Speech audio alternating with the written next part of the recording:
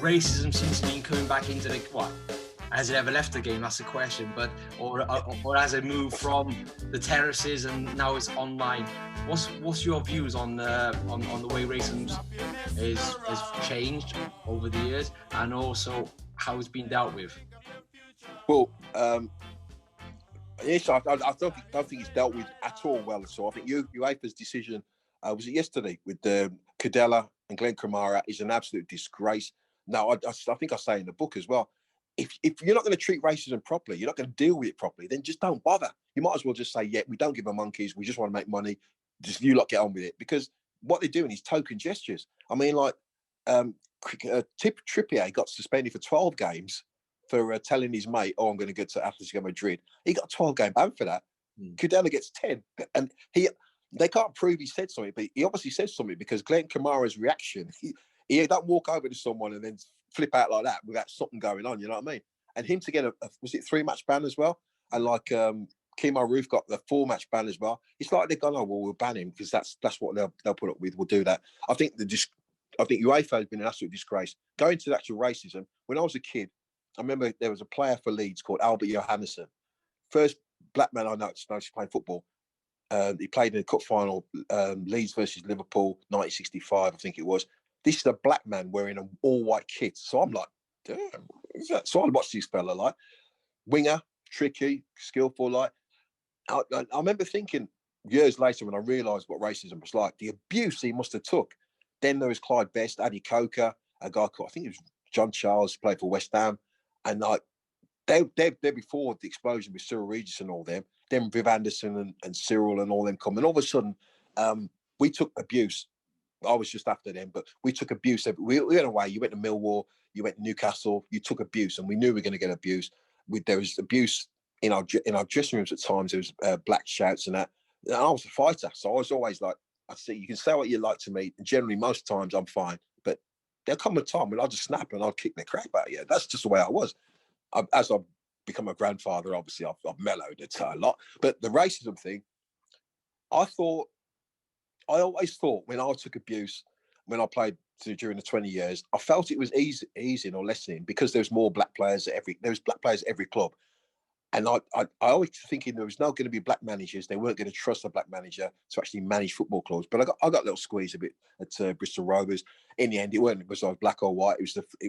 It was basically a situation of politics where I was never going to keep that job for too long, regardless of how well it went. But that's another story. But yeah, the racism, I felt, maybe because I was getting older and I was getting more tolerant, I felt it was easier. It was easy a little bit. And I just think over the last few years, with the onset of Brexit coming out, with the fact that now it's easy to sit behind a computer and write the most vile things. I mean, they said, oh, Clinton Morrison saying the other day, oh, it's kids doing it because they think it's funny and they're getting attention. But then a 49-year-old man gets arrested for saying, to Sawyers at West Brom. Now, I'm thinking it's too easy accessible for people to sit there and think, right, he's having it. If you play a good game or a bad game nowadays, you must be scared to death. If you're Willian at the minute, you don't want to go to the computer or online because you know you're getting dogs abuse. If I play badly, call me whatever, because I played badly. But my colour, being black, white, whatever, it shouldn't matter. Either I'm a crap centre forward on the day or I'm a good centre forward or whatever. But I just think that it's too easy now for people to give abuse, and it's too easy for them to get away with it.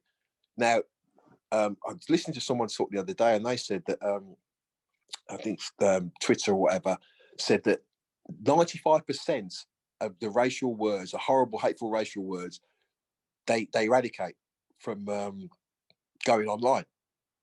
Then I thought, well, that's stupid, because if you eradicate 95% of race words or horrible, vile words, why is the others getting through? Why the thing that a Villa fan sent this to Zaha last year before we played them about you blah blah blah, you better not score against us, blah blah blah. It turned out when they found him, he was a 12-year-old kid. Now I'm saying, well, if that's a kid, then he's learned that from his parents. Because people, when I was a kid, or when you saw kids going to kindergarten or junior school, they don't see colour. They see you different and they chat to you, but they don't. You're black, you can't be. I'm going around in circles a little bit. I think the whole thing, the treatment of it's been a disgrace. I thought it had got better, but I think with the onset of these platforms with Twitter, Instagram, all them, it's give people a license to actually sit behind somewhere and send vile things. And I just think that until the bigger companies do, I mean, there will end up being a boycott. Like I think a couple of football clubs did it the other day for a couple of days. There'll be a boycott in the end because the players, Sterling and all them, will say, no, I'm not accepting it. I was listening to Kevin Campbell. They're on about having a network now, like Twitter, but basically where, and you don't want to just have a black website, you know what I mean? But they're on about, well, a place where we can all go and chat with them, banter and all that. But we want to interact with fans. I'm doing this with you tonight because I want to chat to you. I know I've got a book out, which I advise you to buy because it's very, very good. But, you know, I can chat with you and we can have a laugh and joke and all that. Like, but if I come on and people just go, you black this and all that, I'm like, you, next thing it's just going to get aggressive, innit? I mean, there's no, I can't understand. I mean, I know I'm older now, so I'm more mellow, but I can't understand why the fact I'm black should affect their life in any way. You know what I mean? I just don't get it. And all I think is you must be some kind of coward if you want to sit behind there. Curtis Woodhouse, quick story before that. Curtis Woodhouse, some guys abusing him on Twitter. You black this, you black that. Curtis Woodhouse says, come to my house, mate. Come to my face and say that. He went on and on. Anyway, he got his IP address, found out where he was. He put it on Twitter. He says, I've turned up at this geezer's house now. He says, I'm in his road. I'm coming to speak to him now. Knocks on the door. Geezer opens the door. What's he do? He sees Curtis Woodhouse, the boxer, and his pants, as you would do. Curtis, I was only joking, man. I didn't mean anything. But, you know, and that will basically sums up what most racist people are, because it's easy to do it. It's to sit there and go, yeah, I'll send something really vile and nasty now.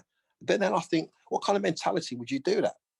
You know, we've just been through a pandemic. We ain't even out of it yet, which people have lost loved ones and people have lost jobs and all sorts of things happening. If anything, this should brought us closer together.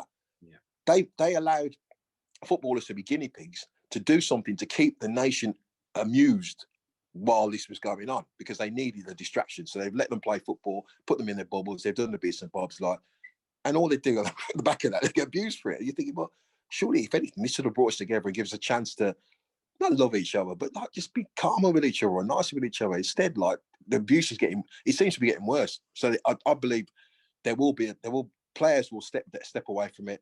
Clubs will boycott it for a little while. There's too much money in it at the minute for them to do anything. But it's easy if you register and then you do something, then they know it's you. Yeah. People, it's too easy at the minute to get on Twitter, go and do your bits and bobs, and they don't want to cut you off. You know what I mean? So like, until you make it harder, or make it so people register and we know who it is, this will continue. And like, they had me on the radio show a year ago, and I said, like, we'll be having this conversation in a year's time. We'll probably be having it in 2-3 years' time, because it seems it's just going to get worse and worse.